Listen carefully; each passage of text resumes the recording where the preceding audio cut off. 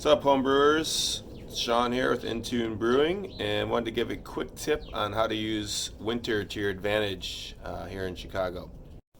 So here I have a cool brewing bag, which I use inside as well, but in the winter I use it to my advantage. So right now it's about 30 degrees outside, and I've got a lager fermenting in here, as you can see. I've got a heat wrap wrapped around it, the temperature controller in there set to 50 degrees.